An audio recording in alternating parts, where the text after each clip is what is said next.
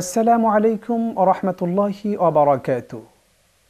সুপ্রিয় দর্শক শ্রোতা, আপনাদেরকে স্বাগত জানাচ্ছি পবিত্র মাহে রমাদান উপলক্ষে চ্যানেল এসের নিয়মিত বিশেষ আয়োজন বরকতময় রমাদান এ অনুষ্ঠানে। পুরো অনুষ্ঠান জুড়ে আমি মুফতি মোহাম্মদ সিদ্দিকুর রহমান সরকার থাকব আপনাদের সাথে। দর্শকে অনুষ্ঠানে আমরা রমাদান কেন্দ্রিক বিভিন্ন গুরুত্বপূর্ণ বিষয় নিয়ে আলোচনা করে থাকি। তারই ধারাবাহিকতায় আজ আমরা আলোচনা করব সাহারির গুরুত্ব তাৎপর্য নিয়ে। আর এই বিষয়টি নিয়ে যারা আলোচনা করবেন, চলুন তাদের সাথে আমরা পরিচিত হয়ে নিই। আমার ডান পাশে আছেন হজরত মাওলানা মুহাম্মদ শাহজালাল, আরবি প্রভাষক, কাদেরিয়া তাহরিয়া আলিম মাদ্রাসা, ত্রিমোহনী, খিলগাঁও, ঢাকা। আসসালামু আলাইকুম ওয়া রাহমাতুল্লাহি ওয়া বারাকাতুহু। আমাদের সাথে আরও আছেন হজরত মাওলানা শাহজাদা গোলাম কবির, খতিব, বাইতুল জান্নাহ জামে মসজিদ, বনশ্রী, ঢাকা। আসসালামু আলাইকুম ওয়া রাহমাতুল্লাহি তাআলা ওয়া বারাকাতুহু। মোহতারাম, আপনারা কেমন আছেন? জি মোহতারাম, আলহামদুলিল্লাহ ভালো আছি। আপনি কেমন আছেন? আলহামদুলিল্লাহ, আমি ভালো আছি। প্রিয় দর্শক, আলহামদুলিল্লাহ আমরা দুজন বিজ্ঞ আলোচকদের সাথে পরিচিত হয়ে নিলাম। আল্লাহ সুবহানাহু ওয়া তাআলা আমাদেরকে অত্যন্ত দয়া করে, মায়া করে, অনুগ্রহ করে রমজানুল মুবারক মাসটি দিয়েছেন, যাতে আমরা অনেক বেশি নেকি অর্জন করতে পারি। নেকির সাগর নিয়ে যাতে আমরা আল্লাহর দরবারে পারি জমাতে পারি।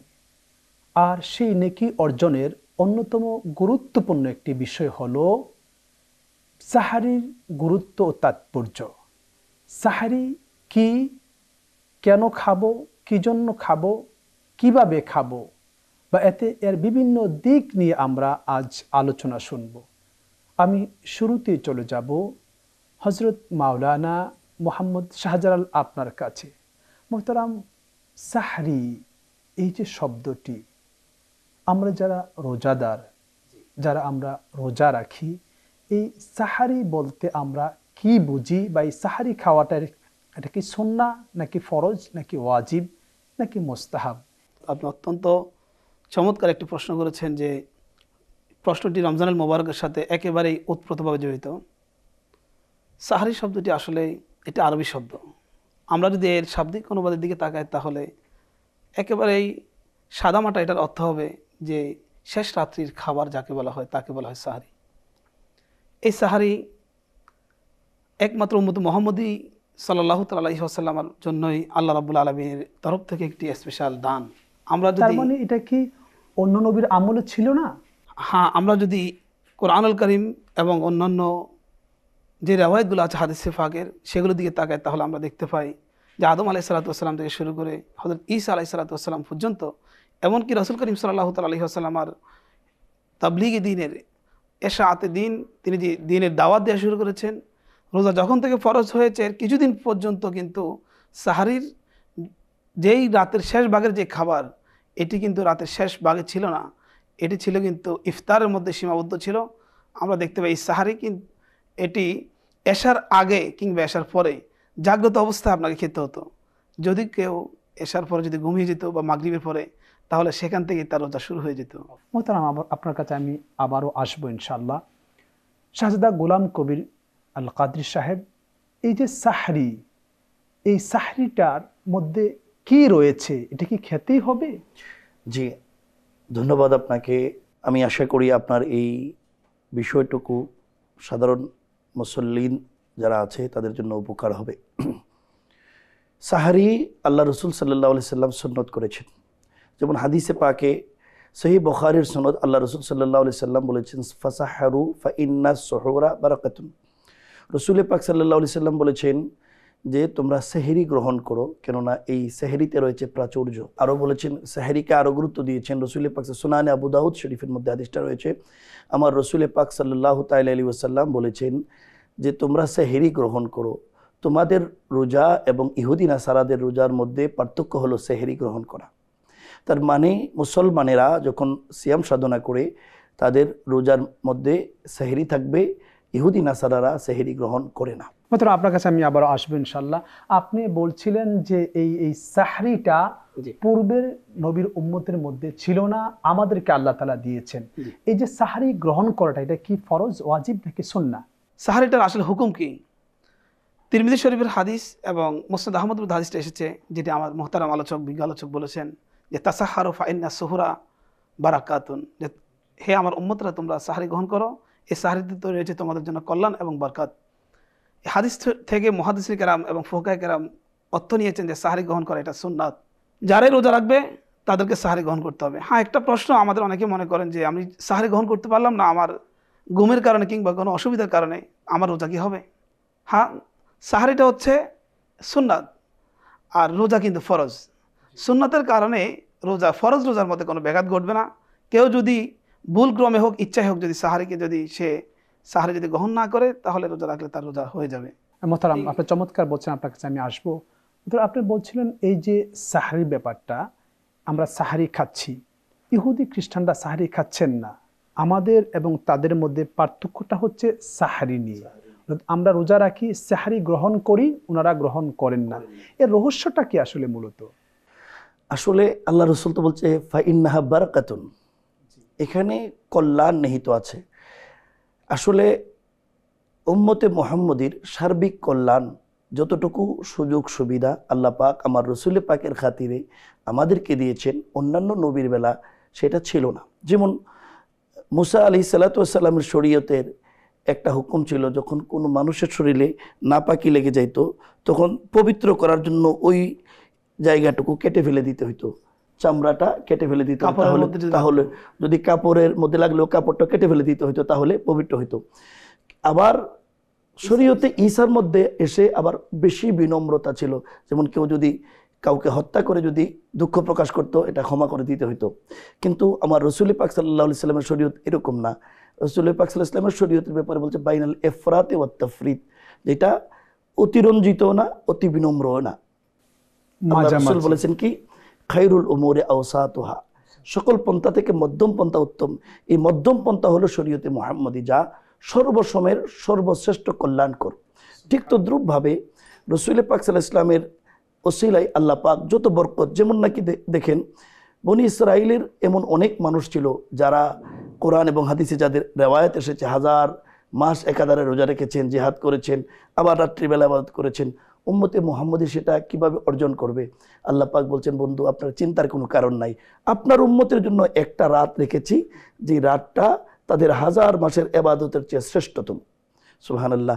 ঠিক তদ্রূপভাবে এই সেহরি ছাড়া অন্যান্য নবীর উম্মতেরা রোজা রাখতে পারতো, তারা দৈহিক অবকাঠামো তাদের মজবুত ছিল, তাদের নিয়ম কানুনও মজবুত ছিল। কিন্তু আমার দয়াল নবীর খাতিরে উম্মতে মুহাম্মদীর যাতে করে কষ্ট না হয়, তাদের ফিজিক্যাল দুর্বল হওয়ার কারণে তাদের যাতে কষ্ট না হয়, শালীনভাবে এবং স্বাভাবিকভাবে যাতে সবাই রোজা রাখতে পারে, সেই জন্য আল্লাহ পাক আমাদের এই রসুল পাকের খাতিরে এরকম ব্যবস্থা করে দিলেন যে সূর্য উদিত হওয়ার আগ পর্যন্ত যদি কোনো মোমেন মুসলমান যদি সে সেহরি গ্রহণ করে, খাবার দাবার গ্রহণ করে, তারপরে সূর্য অস্ত যাওয়ার সাথে সাথে সে ইফতার করবে, এতে করে সকল মানুষ স্বাভাবিকভাবে স্বাচ্ছন্দ্যে সিয়াম সাধনা করতে পারবে, এবং এতে করে মানব দেহের কোনো ক্ষতিও হবে না, উম্মতে মুহাম্মদীর কষ্টও হবে না।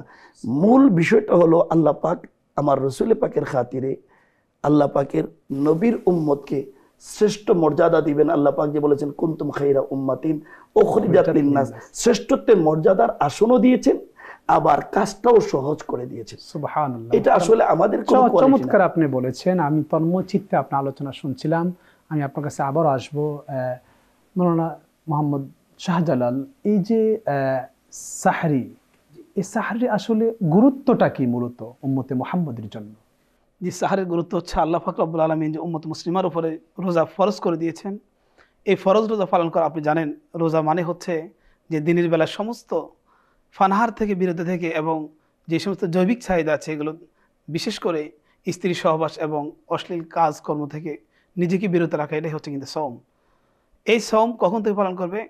কোরআন কারীম আল্লাহ সুবহানাহু ওয়া তাআলা সূরা আল বাকারা 187 নম্বর আয়াত কারীমের মধ্যে স্পষ্ট বলে দিয়েছেন যে কুলু ওয়াশরাবু হাত্তা ইয়াতাবায়ানা লাকুমুল খাইতুল আসওয়াদ, যে তোমরা রাতের বেলা খাবার এবং পানীয় গ্রহণ করবে তোমরা সুবহে সাদিকের আগ মুহূর্ত পর্যন্ত। আল্লাহ সুবহানাহু ওয়া তাআলা এই আয়াতে কারিমার পরের অংশের মধ্যে বলেছেন যে তোমরা কতক্ষণ পর্যন্ত এই রোজা পালন করবে। সুবহে সাদিক থেকে রোজাটা শুরু হবে এবং সূর্য অস্ত যাওয়া পর্যন্ত যে রোজা তোমরা পালন করবে। এই সময়টার মধ্যে আমরা সুবহে সাদিক থেকে সূর্য অস্ত যাওয়া পর্যন্ত কিন্তু আমাদেরকে সমস্ত যাবতীয় পানাহার ত্যাগ করতে হবে। মোহতারাম, আপনি চমৎকার বলছেন। আপনার কাছে বিরতির পর আবারও আসব। প্রিয় দর্শক, আপনারা দেখছেন পবিত্র মাহে রমজান উপলক্ষে চ্যানেল এসের বিশেষ আয়োজন বরকতময় রমাদান। সময় হলো বিরতিতে যাওয়ার, আমাদের সাথেই থাকুন, ফিরছি আমরা কিছুক্ষণ পর।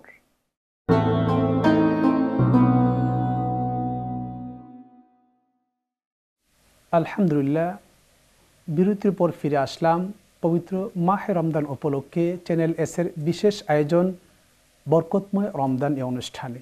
এতক্ষণ ধরে আমাদের সাথে থাকার জন্য আপনাদেরকে অসংখ্য মোবারকবাদ। মোহতারাম, বিরতির পূর্বে আপনি বলছিলেন যে সাহারির সময় সম্পর্কে আমরা কোন সময় সাহারি খাবো আল্লাহ তাআলা বলে দিয়েছেন সেই সময়টুকু। যে মোহতারাম, যেটি বলছিলাম যে সাহারির সময়টা কখন থেকে শুরু এবং সাহারির সময় কতটুকু পর্যন্ত থাকে।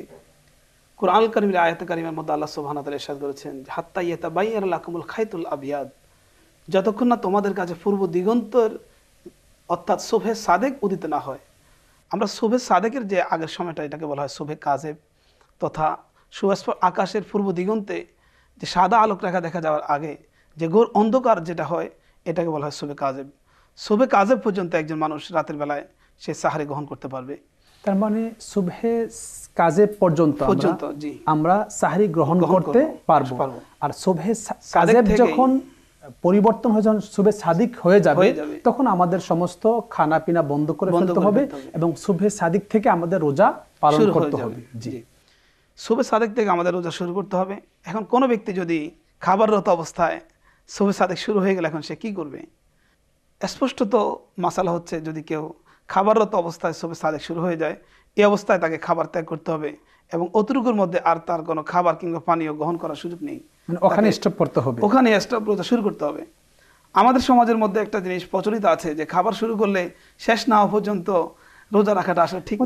গ্রামে আমরা দেখেছি আমাদের অনেক মুরব্বীরা যেটা করতেন যে আপনার ওনারা হাতের পশম দেখতেন বাইরে গিয়ে, মানে পশম দেখা না গেলে খাওয়া যাবে আর পশম দেখা গেলে খাওয়া যাবে না।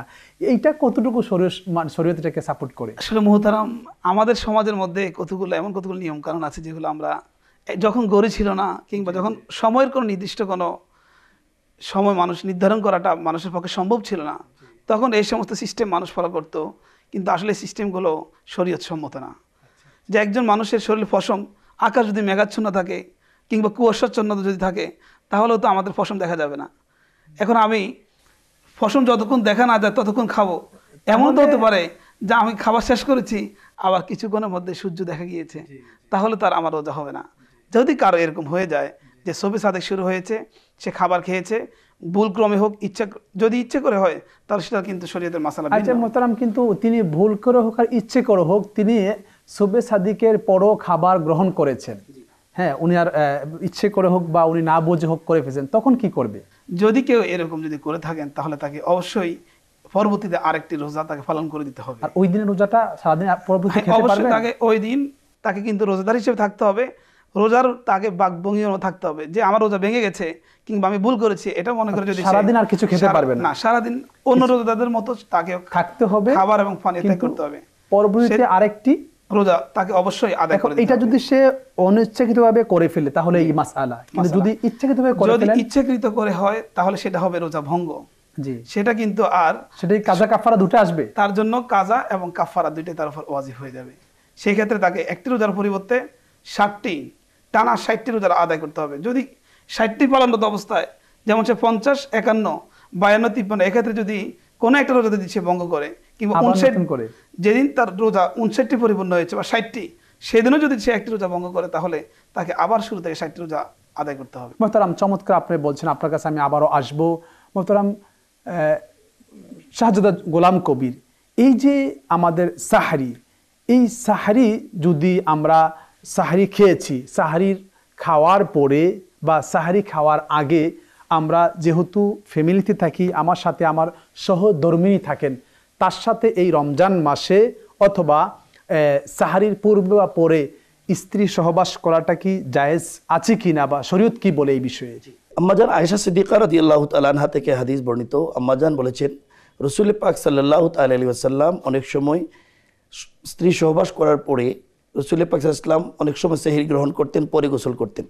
বিষয়টা হলো এরকম, শরীয়তের হুকুম হলো স্ত্রী সহবাস করার পরে গোসল করে নেওয়া ফরজ। মুহতারাম, মনে হচ্ছে এখানে আমরা যারা, যেহেতু রমজানুল মুবারক মাস, এখানে আমরা রাত্রের বেলা একটু না ঘুমিয়ে আল্লাহকে ডাকা, 2 রাকাত তাহাজ্জুদের নামাজ পড়া, কারণ রমজান মাসে একটি ফরজ মানে 70টি ফরজ, একটি নফল মানে একটি ফরজ। তো বিশেষ করে একজন মুসলমান তো কখনোই অপবিত্র থাকতে পারে না। উচিত হবে তিনাকে, যদি কেউ স্ত্রীর সাথে মিলিত হন, তাহলে সাথে সাথেই পরিচ্ছন্নতা অর্জন করা, পবিত্রতা অর্জন করা, গোসলটা করে নেওয়াটা। যদি কোনো ক্রমে বা শারীরিক দুর্বলতার কারণে কেউ হয়তো বা হেলান দিয়েছেন, ঘুমিয়ে পড়েছেন, ভুলে গিয়েছেন, এখন দেখতে পাচ্ছেন যে আমি যদি এখন সাহারি গ্রহণ করি, যদি আমি গোসল করতে যাই তাহলে সাহারি খেতে পারবো না, সেক্ষেত্রে আমরা পরিচ্ছন্নতা অর্জন করে আমরা সেহরিটা খেয়ে সাথে সাথে আমরা যেন গোসল করে তারপরে আমরা ফজরের সালাত জামাতে আদায় করে আমরা যেন রোজাটা সঠিকভাবে আদায় করি। প্রিয় দর্শক, এই জন্য আমাদেরকে খেয়াল রাখতে হবে যে এই মাহে রমজানের সাহারি একটি গুরুত্বপূর্ণ বিষয়, আমরা যেন এটির ব্যাপারে অত্যন্ত খুবই আমরা কেয়ারফুলি এই বিষয়ে থাকি। মোহতারাম, আপনি বলছিলেন সাহারির ব্যাপারে, এই যে সাহারিটা যদি কেউ ইচ্ছাকৃতভাবে কেউ ত্যাগ করে, মানে ইচ্ছে করে এটাকে সাহারি সে গ্রহণ করলো না, তার সুযোগ আছে গ্রহণ করার, তিনি সজাগ আছেন, কিন্তু তিনি ইচ্ছাকৃতভাবে সাহারি গ্রহণ করলেন না, তার ক্ষেত্রে ইসলাম কি বলবে? জি মোহতারাম, কেউ যদি ইচ্ছে করে যদি সাহারি ত্যাগ করে, তাহলে সেক্ষেত্রে তার একটি সুন্নাত তরক হবে। সুন্নাত তরকের জন্য তার কিন্তু কবিরা গুনাহ হবে না, সুন্নাত তরকের জন্য তার হয়তো আপনি যদি বলতে পারেন সগীরা গুনাহ হতে পারে।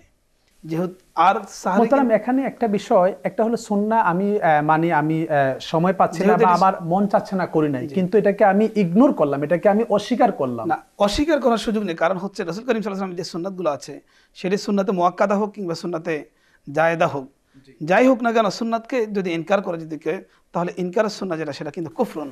এক কথা আমরা বলতে পারি যে যেহেতু আমরা নবীজির উম্মত, প্রিয় নবী সাল্লাল্লাহু আলাইহি ওয়াসাল্লামের সুন্নাহগুলি, এগুলি ত্যাগ করাটা আসলে উম্মত হিসাবে এটা খুব একটা ভালো কাজ নয়, এবং এইটা আমাদেরকে এক সময় অনেক বড় পাপের দিকে নিয়ে যাবে, আল্লাহ এবং তার রাসূল থেকে আমাদেরকে অনেক দূরে নিয়ে যাবে। সুতরাং আমাদের সকলের উচিত, প্রিয় দর্শক, যাতে আমরা সঠিক সময়ে এই সাহারিটা করি। শাহজাদা গোলাম কবির, এই যে সাহারি গ্রহণ করার, এটা কি নির্দিষ্ট কোনো সময় আছে কিনা? জি ধন্যবাদ। এই বিষয়টাও খুব গুরুত্বপূর্ণ, সেহরির কোনো সুনির্দিষ্ট সময় আছে কিনা। আল্লাহ রাসূল সাল্লাল্লাহু তাআলা আলাইহি ওয়াসাল্লাম এর হাদিস প্রমাণ করে যে সেহরির জন্য সর্বোৎকৃষ্ট সময় হলো শেষ রজনী। এ ব্যাপারে হানাফি এবং মালিকি বিভিন্ন মাযহাবের মধ্যে ভিন্নতা থাকলেও মানে সর্বসম্মতিক্রমে রায় যেটা, এটা হলো সুবে সাদেকের আগ পর্যন্ত সেহরি গ্রহণ করতে পারবে। অর্থাৎ মাগরিবের পর থেকে সুবহ সাদিকের আগ পর্যন্ত আমরা সাহারি গ্রহণ করতে পারব, মানে পুরোটা রাত্রই আল্লাহ আমাদেরকে খাবার জন্য করে হালাল করে দিয়েছেন। মোহতারাম, চমৎকার আপনি বলছেন। মোহতারাম মোহাম্মদ শাহজালাল, নবী করিম সাল্লাল্লাহু আলাইহি ওয়াসাল্লামের উত্তম সাহারি কি ছিল? পাশাপাশি যে আমরা আমাদের অন্য মুসলিম ভাই বোনদেরকে সাহারি খাওয়াতে পারি কি, বা খাওয়ালে তাদেরকে সাহারি যদি তাদেরকে আমরা দিই, তাতে কি ফজিলত বা বরকত রয়েছে? যে মোহতারাম, আপনি চমৎকার প্রশ্ন করেছেন যে সাহারি উত্তম খাবার কোনটি। আমরা হাদিসের মধ্যে যদি তাকাই, রাসূল করিম সাল্লাল্লাহু আলাইহি ওয়াসাল্লাম সাহারি গ্রহণ করেছেন।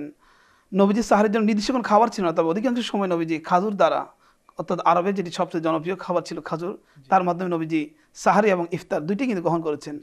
আরেকটি প্রশ্ন করেছেন, আমরা যদি আমাদের অন্য কোনো মুসলমান ভাইকে, যদি রোজদার ভাইকে সাহারি গ্রহণ করে, তাহলে আমাদের জন্য ফজিলত আছে কিনা?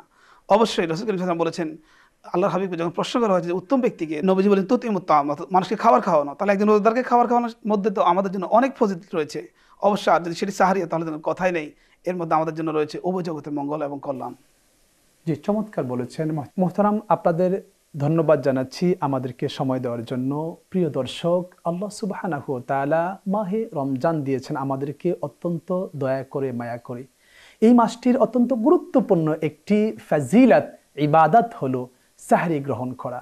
আমরা যেন এই মোবারকপূর্ণ মাসে আমাদের পাশে যারা গরিব অসহায় আছেন, যারা হতদরিদ্র আছেন, তাদেরকে যেন আমরা সাহরির ব্যবস্থা করে দিই, অথবা আমাদের সাহরি তাদেরকে যেন আমরা অংশ করার সুযোগ করে দিই। কারণ যদি কাউকে আমি সাহরি গ্রহণ করার সুযোগ করে দিই, আমি যে একটি রোজা রাখলে যে সব হতো, ঠিক সেই সবটুকু আল্লাহ তাআলা আমার আমলনামায় দিয়ে দিবেন। আল্লাহ তাআলা আমাদের সবাইকে এই কাজটি করার তৌফিক দান করুক।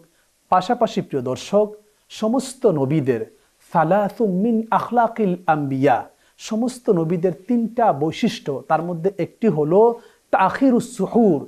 ইমাম জালালউদ্দিন সুয়ুতি রহমতুল্লাহি আলাই জামিউল আহাদিস কিতাবের মধ্যে, যেখানে প্রায় 40,000 হাদিস রয়েছে, আরও অনেকগুলি কিতাবের মধ্যে হাদিসটি এসেছে যে সমস্ত নবীদের 3টা সুন্নাহর মধ্যে একটি হলো সমস্ত নবীরা দেরি করে, বিলম্ব করে সাহরি গ্রহণ করতেন।